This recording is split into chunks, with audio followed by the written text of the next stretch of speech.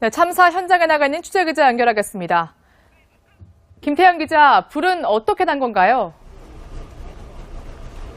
네, 불이 난 건 어제 오후 3시 54분쯤입니다. 바로 저 1층 핀로티에서 났는데요. 아직 정확한 화재 원인과 발화점은 나오지 않았습니다. 그런데 지금 이제 CCTV로 보이는 불이 천장에서 이렇게 떨어졌다는 얘기도 있고, 또 주차된 차에서 불이 시작됐다는 얘기도 있는데요. 자세한 화재 원인은 감식 결과가 나와야 알 수 있을 것 같습니다. 자, 사망자가 무려 29명이나 됩니다. 주로 어디서 피해가 컸습니까?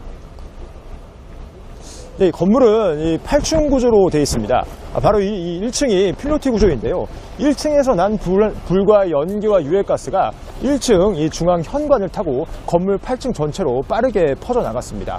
사망자 29명 가운데 20명이 저 지금 깨진 유리로 보이는 여자 목욕탕에서 나왔습니다. 목욕탕 문이 버튼을 눌러야 되는 자동문이다 보니까 불이 났을 때 전기가 끊겨 그 안에 갇혀서 유독가스를 마셨을 가능성이 굉장히 큽니다. 네, 그런데 건물이 지금 9층짜리더라고요. 근데 불이 10분도 안 돼서 이 건물 전체를 확 덮었는데 이유가 있습니까? 네, 건물이 지금 보면 이 필로티 구조죠. 그러니까 여기서 시작된 불이 이 밑이 다 뚫려 있다 보니까 건물 전체를 이렇게 금방 휘감을 수 있는 구조입니다. 그리고 이번에는 외벽을 한번 볼까요? 저 지금 중간중간 보면 흰색 스티로폼이 그대로 드러나 있습니다.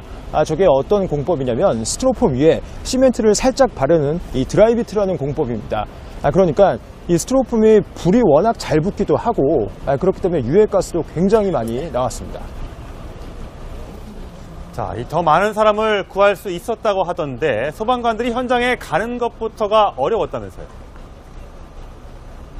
네, 지금은 현장이 통제돼서 굉장히 좀 널널해 보이지만 당시에는 이곳이 이제 주택가다 보니까 주차된 차량도 많고 소방차가 진입하기 어려웠습니다.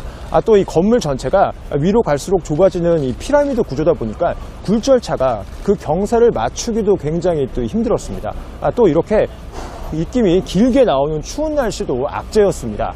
날씨가 춥다 보니까 굴절차가 제대로 작동하지 않았고 그러다 보니까 민간인 사다리차까지 동원돼 사람들을 구했습니다. 네, 그럼 현재 현장 사고 대책은 어떻게 이뤄지고 있나요?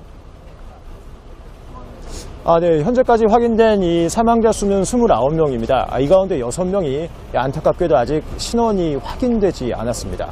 행정안전부는 제천시청에 이 재난대책본부를 마련하고 앞으로 피해자들을 어떻게 지원할 것이고 또 사후 대책은 어떻게 할 것인지에 대해서 논의하고 있습니다.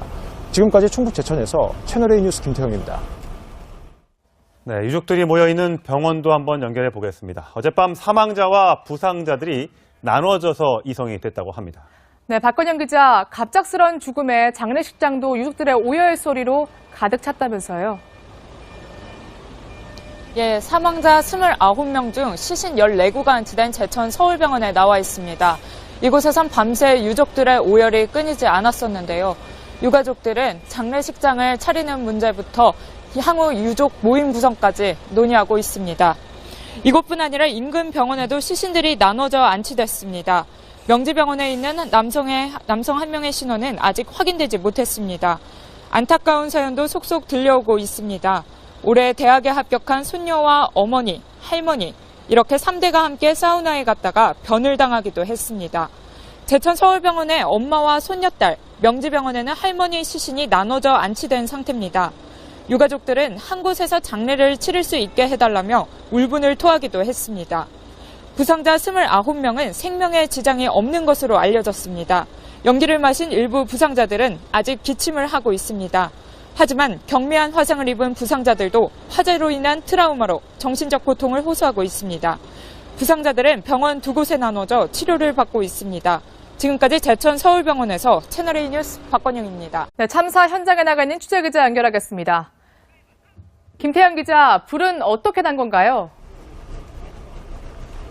네, 불이 난 건 어제 오후 3시 54분쯤입니다. 바로 저 1층 핀로티에서 났는데요. 아직 정확한 화재 원인과 발화점은 나오지 않았습니다. 그런데 지금 이제 CCTV로 보이는 불이 천장에서 이렇게 떨어졌다는 얘기도 있고, 또 주차된 차에서 불이 시작됐다는 얘기도 있는데요. 자세한 화재 원인은 감식 결과가 나와야 알 수 있을 것 같습니다. 자, 사망자가 무려 29명이나 됩니다. 주로 어디서 피해가 컸습니까?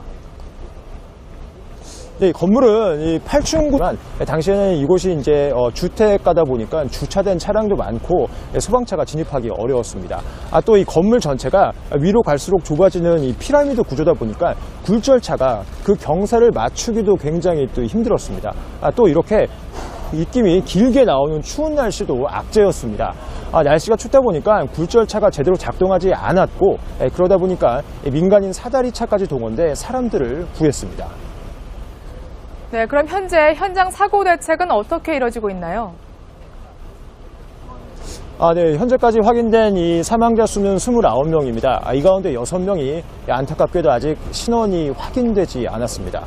행정안전부는 제천시청에 이 재난대책본부를 마련하고 앞으로 피해자들을 어떻게 지원할 것이고 또 사후 대책은 어떻게 할 것인지에 대해서 논의하고 있습니다. 지금까지 충북 제천에서 채널A 뉴스 김태형입니다. 네, 유족들이 모여있는 병원도 한번 연결해 보겠습니다. 어젯밤 사망자와 부상자들이 나눠져서 이송이 됐다고 합니다. 네, 박건영 기자, 갑작스런 죽음에 장례식장도 유족들의 오열 소리로 가득 찼다면서요. 예, 사망자 29명 중 시신 14구가 안치된 제천 서울병원에 나와 있습니다. 이곳에선 밤새 유족들의 오열이 끊이지 않았었는데요. 유가족들은 장례식장을 보면 이 필로티 구조죠. 그러니까 여기서 시작된 불이 이 밑이 다 뚫려 있다 보니까 건물 전체를 이렇게 금방 휘감을 수 있는 구조입니다. 그리고 이번에는 외벽을 한번 볼까요? 저 지금 중간중간 보면 흰색 스티로폼이 그대로 드러나 있습니다.